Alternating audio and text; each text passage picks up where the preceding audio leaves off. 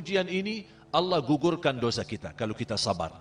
Kalau kita ikhlas menerima ujian ini, Allah angkat derajat kita. Allah Maha Suci. Kenapa Allah uji kita? Karena Allah Maha Suci. Dan Allah ingin hambanya juga ikut menjadi hamba yang suci. Bapak Ibu jamaah sekalian, di balik hikmah ini Allah menguji kenapa selama ini kita kurang bersyukur kepada Allah. Karena syukur merupakan ibadah. Barangkali karena kurang syukur kita kepada Allah, itulah yang membuat kehadiran dan mendatangkan wabah dan bala ini. Allah Subhanahu wa taala tidak suka, bahkan Allah tidak berkenan menguji kita. Allah tidak berkenan menyusahkan kita. Tapi mohon maaf, kadang berilaku manusia yang membuat kedatangan bala. Berilaku manusia yang membuat kedatangan azab. Berilaku manusia yang membuat kedatangan musibah. Allah Subhanahu wa taala tidak suka membebani hambanya. Allah tidak mau hambanya tersengsara. Allah Subhanahu wa taala tidak akan merubah nasib manusia yang baik, tapi kalau mereka belum merubah diri sendiri menjadi lebih baik. Berarti yang menentukan nasib kita adalah perilaku kita. Yang menentukan nasib kita bahagia atau selamat adalah bagaimana akhlak kita, sebagaimana Nabi Muhammad sallallahu alaihi wasallam.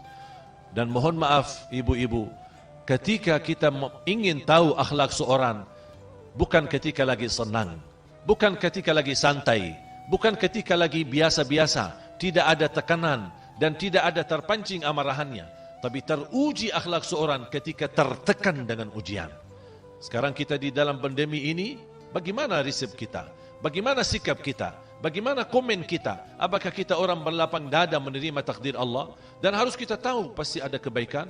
Dan salah satu hikmah yang saya sendiri pribadi, selain waktu kita masih di rumah saja dan ditahan dan dilarang kita beraktivitas di luar rumah, sebelum adanya normal baru, saya lebih banyak meluangkan waktu bersama keluarga, lebih banyak bersama anak-anak. Selama ini hanya kesibukan urus-urus umat. Kesibukan belum dapat meluangkan waktu untuk bersama keluarga, bersama anak-anak. Sampai anak saya yang paling kecil 1,5 tahun hampir tidak kenal bapaknya. Masih dia merasa keasingan kedatangan bapaknya. Karena cukup saya menghilang dari rumah. Tapi begitu ada COVID-19 dan dianjurkan untuk di rumah saja, saya bisa mendapatkan keindahan. Ternyata betul, baiti jannati, rumahku adalah surgaku. Karena kita begitu luar biasa ujian yang Allah berikan, masih ada saja kita bisa mendapatkan ujian dan kita bisa meluangkan waktu lebih banyak beribadah, lebih banyak bersama keluarganya, lebih banyak bermasrah dan bersenang, bahkan bermain dengan anak-anak kita. Salah satu hikmah di balik pandemi ini, kita lebih banyak fokus beribadah. Karena berkurang aktivitas kita di luar, kita sekarang lebih banyak beribadah kepada Allah Subhanahu wa taala. Salah satu hikmah di balik pandemi ini, kita lebih banyak muhasabah dan kesabaran kita akan menjaminkan tergugur dosa kita. Jadi ujian ini, jamaah sekalian, Allah tidak mungkin memberikan ujian tanpa alasan. Allah memberikan ujian, lewat ujian ini Allah gugurkan dosa kita kalau kita sabar. Kalau kita ikhlas menerima ujian ini, Allah angkat derajat kita. Allah Maha Suci. Kenapa Allah uji kita? Karena Allah Maha Suci. Dan Allah ingin hambanya juga ikut menjadi hamba yang suci. Bagaimana hamba jadi suci, sedangkan hamba itu berilaku dosa maksiat setiap hari? Bagaimana hamba bisa jadi suci, sedangkan dia tidak terlepas dari perbuatan salah? Makanya Allah kirimkan ujian supaya dibersihkan dari dosa dan maksiat dan menjadi hamba yang suci.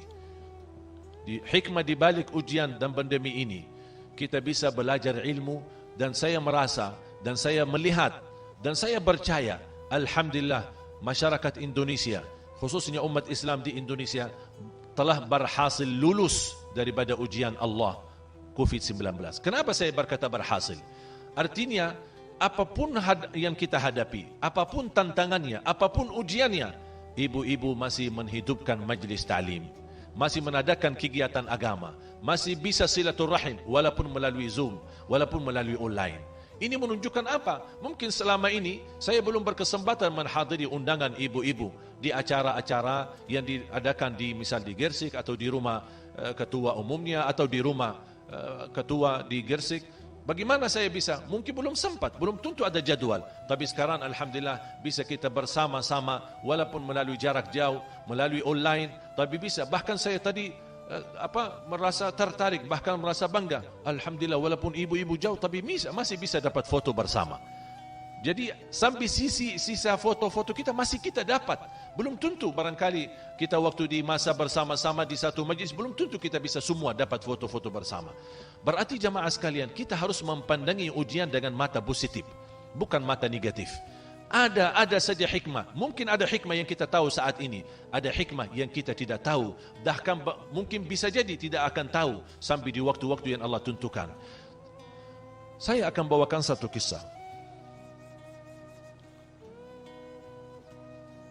menunjukkan betapa Allah Subhanahu wa taala kasih sayang sama kita.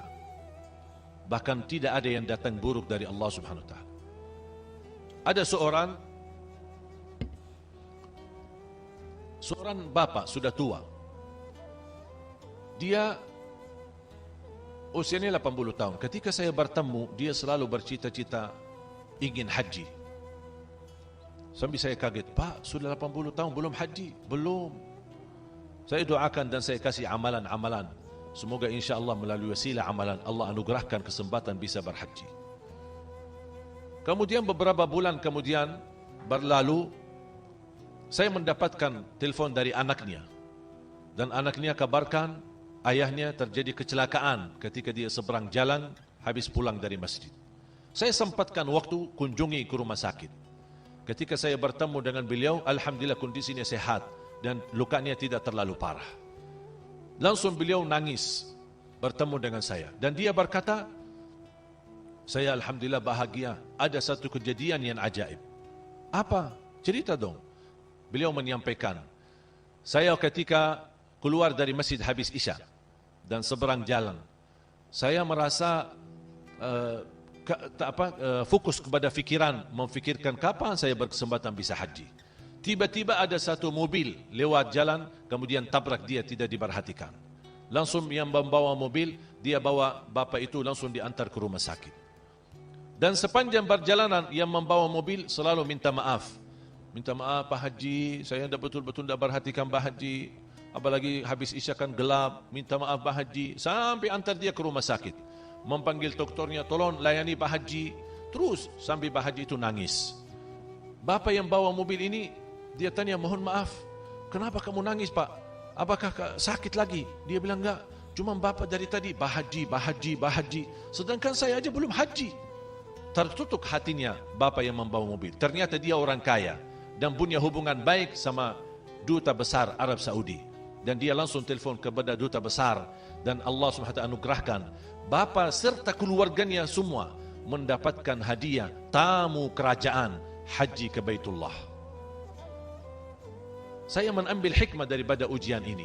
Ternyata doa beliau dan salawat beliau, zikir beliau, amalan yang selama ini beliau lakukan, ternyata Allah sudah kabulkan. Bahkan Allah wujudkan hajinya melalui orang-orang yang menabraknya. Walaupun tabrak mobil, tapi alhamdulillah masih dapat bisa berhaji. Itu kadang-kadang cara Allah proses menabulkan sebuah hajat. Bisa melalui hajat itu terkabul, tapi harus duluan melalui proses ujian.